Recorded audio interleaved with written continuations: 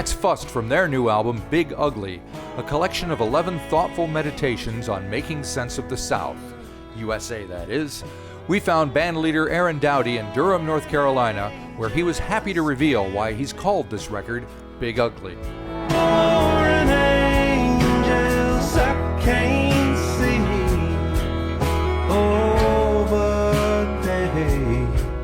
See me. Yeah, Big Ugly's a name of a kind of an unincorporated area in West Virginia. That's what it literally refers to. An area off the Wyandotte River that I just love the name of. For starters. Yeah, why not? Yeah, I think it's a sort of poetic phrase, and I also like it as a term of endearment. So it's a nice, it's a way to reclaim something. Maybe people think is kind of negative, but is also can be something very nice and reclaimed. Yeah. Nice. And my understanding is that some of the songs, if not all of them, are kind of inspired by a trip that you took through West Virginia. Is that correct? Yeah, a number of trips with my grandmother and my family. Sort of just started to happen where we would drive around the areas that she grew up, and it just so happened that sort of taking notes and thinking on those trips led to the sort of first lyrics that were written for the record. And but also, I mean, you know, I wanted to write about the South and about generations, and it sort of became a good starting point to kind of use that imagery, and it became the kind of anchor of things. Right. Yeah. And it seems like writing about the South has changed over the years. It's a long time from the South's going to do it again. What is that? Charlie Daniels Band, I think, to what we're talking about these days. What is your take on that whole thing? Well, I think that's what it is in part to be from the South, is to inherit all of its contradictions, all of its histories. And my sort of thing has always been to kind of, you know, value anonymous lives, you know, lives that are lived without any heroism and day-to-day working or forgotten lives, and to find some way to foreground them. And I feel like the South provides like a pretty, I mean, obviously it's where I'm from. Yep. So it's a lot of it is personal experience woven into these characters and these situations. But I think if I'm writing about people and writing about situations in the South, you know, there's something nice about starting with the kind of anonymous everyday person and having them sort of inherit those contradictions, but also break them down, you know, embody them, but also break them down and be more and less than all of that. Yeah. All righty. And what is the status of the band these days? It seems to be somewhat fluid. Who's in it? You obviously are kind of the band leader, but who else you got on board? Yeah. So when we record, it's sort of, that's why it might seem a little fluid. When we record, it's kind of an open project. I mean, there are core members, me, you know, and then we have a drummer, Avery, right. Incredible drummer. Play with this guy, Justin, who sings and plays guitar and sometimes pedal steel. And a guy, Oliver, who plays bass and sings. And then another person, Libby, who plays fiddle. And those four are also in another band called Sluice, who's also a kind of an incredible band. So there's a lot of, you know, practice and you know, the kind of players all work really well together. We also have Frank, who plays keys. Okay. And friend John, who plays guitar. So it's a big group kind of big recording band, and then live we've been playing as a 6-piece Oh, with 2 guitars, piano, bass, drums, and fiddle. that's ambitious to take a 6-piece on the road these days, isn't it? Financially. Yeah. Yeah.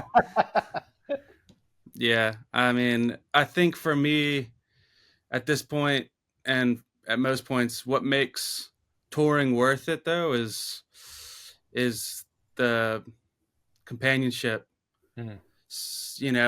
And it's so fun, and it can be so fun if you have good people with you, and these are all my best friends, and so it makes doing it worth it. I'm not sure if doing it for another reason, it would probably start to seep, a lot of maybe negativity would seep into it, Right. and I feel like this is what makes it worth doing at this point. So 6 people might cut the check uh, thin, but it also makes it incredibly fun.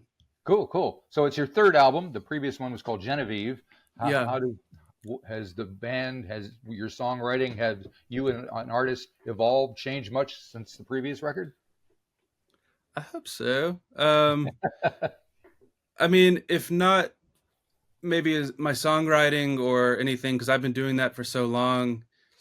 I think when I listen to this record or listen back to it, the differences I hear are that the band got an opportunity to really open up and really have an opportunity to like develop their voices instrumentally, so that it sounds more, to me it sounds like there are more voices that are actively in conversation with each other, and the band's so good and talented, and um that I'm really just like, I'm really, or that's what I really wanted from it was, I'm going to keep writing songs, and hopefully they get better, or hopefully they get different, and hopefully they're still, still inspired. But what was so good about this one is that it feels like a document of a bunch of people coming together, with time to kind of figure out exactly what they have to say and how they can bring the song forward. All So right. yeah, I mean that's the big thing. I mean, I really love Genevieve. It was kind of it happened really fast, and it was kind of a experiment for me, in the sense that I always did home recording, and that was my first studio endeavor. And we did that with this guy Alex Farah in Right. Asheville, who's an old friend, and it felt so good, and it was so unexpected, right? Like I obviously I listened to a lot of music that's studio music, but I just had never done it, and it wasn't my thing. And then how incredible it felt, um, made me on this next record want to kind of take our time and give ourselves the opportunity to earn a bigger sounding record. All right. Yeah. Yeah, yeah. And so, with that in mind, how did the sessions go? Were you all kind of set up live in the studio? Did you work out your parts in the studio? Was there much discussion, or was it playing and seeing what sounded right? Yeah. We set up in the studio, so they have a big room, a big Right. A room. Um, Set up drums, piano, set up everybody with isolation, but with good headphone Yep. monitoring, and tracked it, live first. It's like, I think all of us are pretty interested in, when you hear a band, like listening and being able to hear aliveness, or a kind of energy, and that really comes from playing the song live. I mean, I demo the songs, so everyone kind of has um, a sense of the song in mind.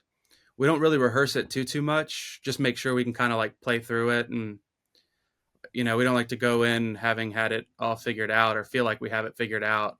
Right. But So then in the live room, it's just playing it through a few times and, kind of seeing if we can get the general feeling. And sometimes we didn't. Sometimes it was like, that version's not going to work. Yeah. And then we would take a break from it, move to another song, and then come back and try different versions. That happened with a song on this record called Dog Hole, which is the third track. And Yep. it started out as more of a kind of like slow, hard hitting kind of downbeat thing, and with these kind of guitar pulses, and then we were just kind of early one morning playing around, and Frank was playing it on piano, and we all started to just play to him, and it was just clear that it was a piano song, and that it needed to be done that way. It felt so much better, and there's no way I could have imagined that prior to us being in the studio. How did I not know you had all that in you? You had all that you did not show. Oh, what's that you said? Said it's a dark hole. I guess I get excited when you let it show. But yeah, we would do that, and then take different parts and layer them, and if parts felt like they needed to be redone, we could do that. But the core kind of drum and bass, and sometimes most rhythm guitar, everything felt that kind of core grouping always had a live quality, and I like that kind of mixture between the live performance and some overdubbing and messing around. I really like songs that at once feel live, but then also feel very messed with and Right. Experimented upon. And getting that balance is really, I think, the sound of the record. Right. And the album opens with a song called Spangled, which is kind of a loaded word for Americans, isn't it? Yeah. It's hard to hear that word without thinking about it, isn't it? So why is it there? What can you tell us about the song and the recording? They say the night gets spangled when you can't get enough to drink. Well, I've been drinking, so the night looks spangled to me. I'm feeling pretty spangled, I'm feeling pretty blue. Off a bridge on VA 305 in the Shenandoah. Yeah, I mean, that was one of the early songs I wrote for it. And it was one of these things where I just had in my notes the word spangled, because it had hit me that this is such a strange word that we say all the time. And nobody thinks about what it really means, I guess. No one really thinks about it, and it has this kind of, it's not a very I'm really attracted to ugly words, like Fust or, Right. I like words that sound ugly, but then once you kind of open them up, maybe have all of this intrigue, and you can pull something from it. Right. So I started with that song. That was probably the first or second one I wrote for the record, and it came out really fast because it's a sort of a 2-chord loop, and I wanted it to be kind of free form, the vocals to be somewhat free form and wandering, and to elevate the stakes with each verse. And I sort of had this idea of the hospital being torn down, which obviously, I don't know, in the U.S. and in the South, there's a lot of foreclosures on hospitals, and it's just sort of especially in small towns and in sort of rural, poor areas. Right. And so, I mean, and the hospital I was even born in was torn down, and so this idea of missing buildings that are really important to people, because hospitals are places that people Yep. have serious experiences. Yes, they do. Yeah, everywhere from like the joy of giving birth and everything to death of friends and sicknesses um, and convalescence. And so I thought about how these buildings that hold these experiences, intense experiences, torn down, people stare at the emptiness and see their past self sort of floating there in those rooms that are gone, and sort of took that as the sort of starting point to kind of tell this like ghostly, reckless, energetic story of, I think, I mean, it guess it eventually came out that it's kind of felt like an American story, especially with the Spangled, but about a kind of hubris and recklessness that is, you feel like everything, you just kind of wildly push through life, and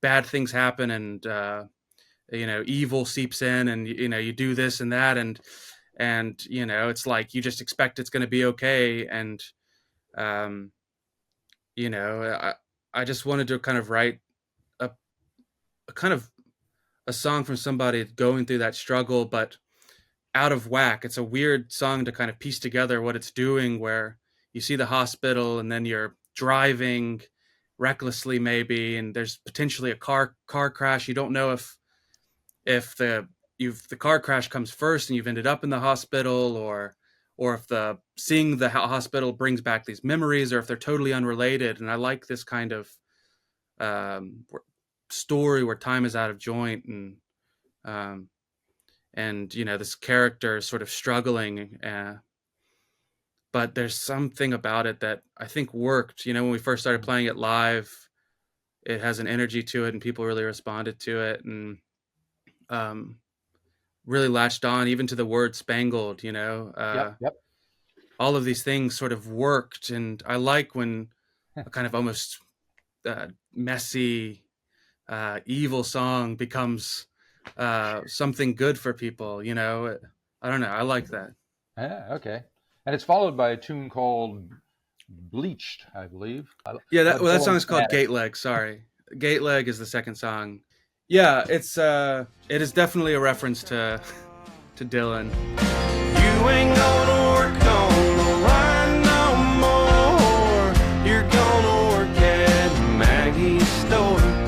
Yeah, you ain't gonna work on the line no more. You're gonna work for Maggie.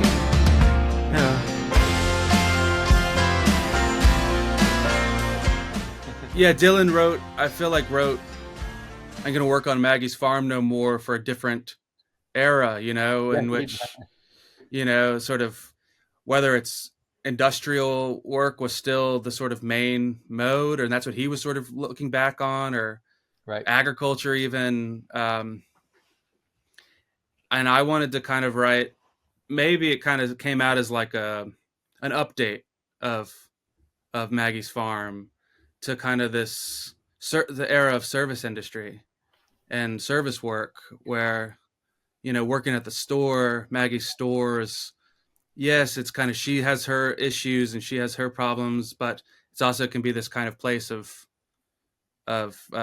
bonding, and it's potentially a love story. And so trying to kind of flip the script in both ways. Not only is it more about service work than like industrial or a kind of labor, that kind of labor, and also maybe make Maggie in Dylan's version is very, hard Yeah. on her workers, and I wanted it to kind of be more like there's some reference to her father, and it's hard, something's hard on her, staying there and holding down this store is the hard thing. It's not Yeah. the job itself is the hard thing. She's not hard on people, Yep. and her kind of long suffering allows her potentially to be this kind of I don't know, I think a devastating but lovely figure to update Dylan with. Yeah. And have you seen the Dylan film? Yeah, What'd you think? yeah, Complete Unknown.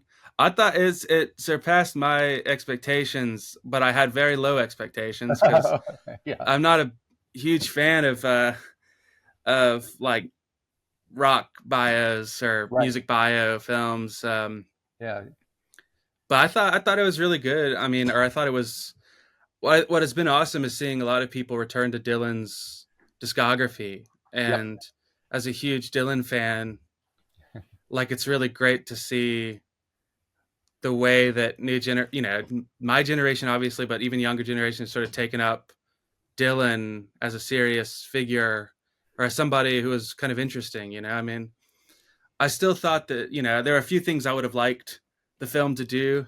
right. I mean, um, but I think it's a great story. Um, yeah, did you see it? Oh yeah, Did you like it? I did indeed, and Yes. yeah, I like the fact that it was about the songs, Mm, and you get full performances out of a lot of them, which is a plus, and they're great songs, obviously. But Dylan himself, as played in the film, doesn't seem to be even in control of these songs coming out of him, and he's right. not the most likable character. He's lying No. and Yeah. cheating and Yeah. messing around, Right. but then he just can't stop writing these songs. It's amazing. Yeah.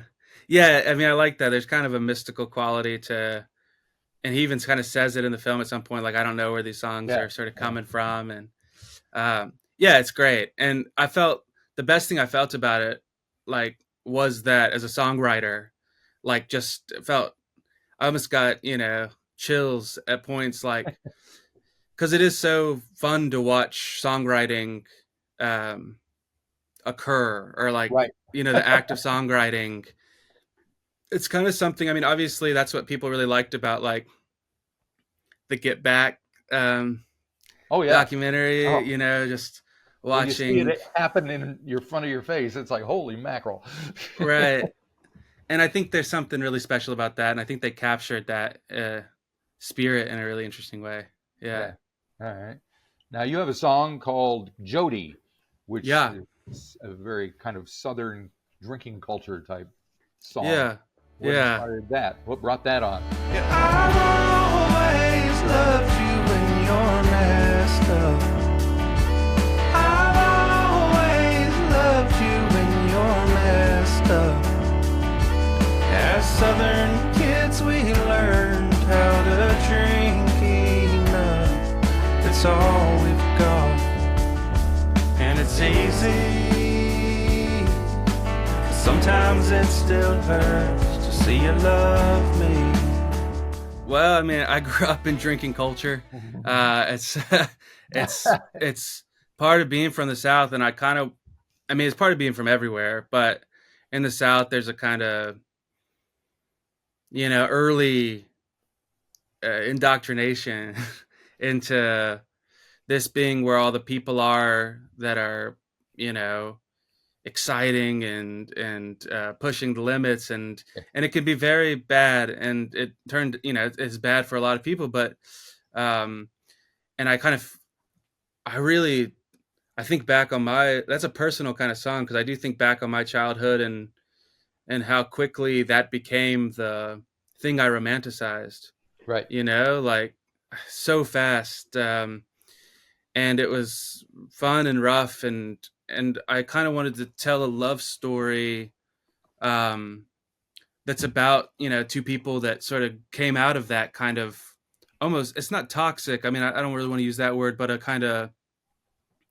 just a kind of unstable, maybe misplaced sense of what it means to be together and to have community and have a group, and to still feel like, even if you realize these things were bad, like it was still just this incredibly good thing in many ways, and valuing these kind of negative elements of life also becomes this, like, the way that becomes a ground for something good, like a relationship. And Hmm.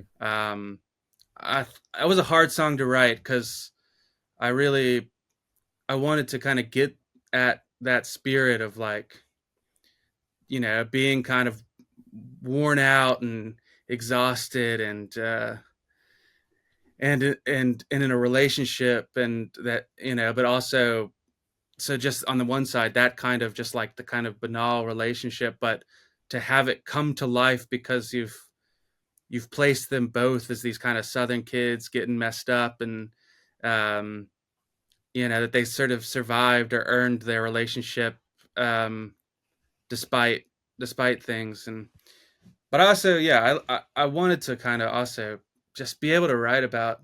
It's a hard topic, like that kind of crazy romanticizing of drinking and Yep. partying, and Yep. it's without sort of just like accepting it as what it is, and or just describing it. I wanted to kind of like pay my respects to something that is you know uh difficult Yeah.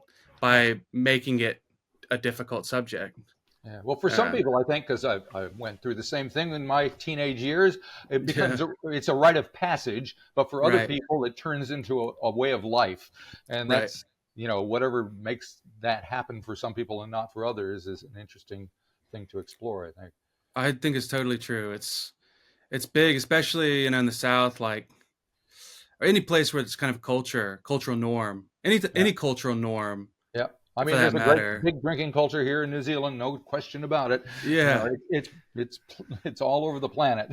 right, right. Yeah, and I mean, that's an interesting topic unto itself. But I like that song. I feel like we had to work really hard for it, and I had to work really hard for it because maybe because it's a personal song, and a lot of these aren't Right. as personal. This one I wanted to get right, Right. and I like it. Yeah. So, have you had a chance to play these in front of people yet, or is that happening after the album comes out? Yeah, we did some touring last year, after we made the record. Um, and even well before we even recorded it, we tried a few of the songs out. Spangled and Hmm. Bleached, I think, were the two that we Right. played early on. And yeah, last summer we played some, tried to just like, after recording and after we had all figured out like what our parts were and how they would sound or should sound like. Yeah.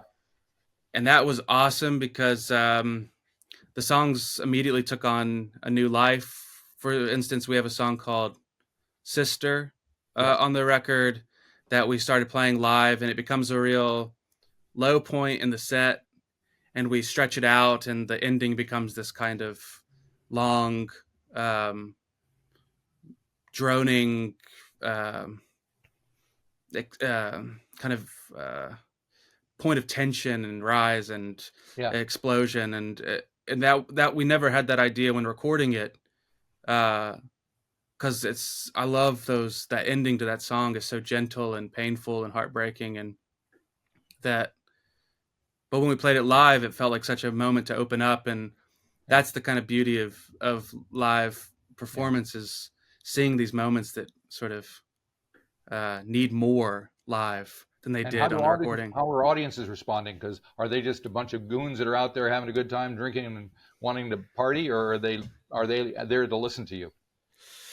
We've been very lucky, that our audiences are, I think maybe because it's lyrically so, it's such lyrical music, Right. and voice is so upfront, and it's like when somebody's talking to you, it's like to listen, you listen to somebody talk to you.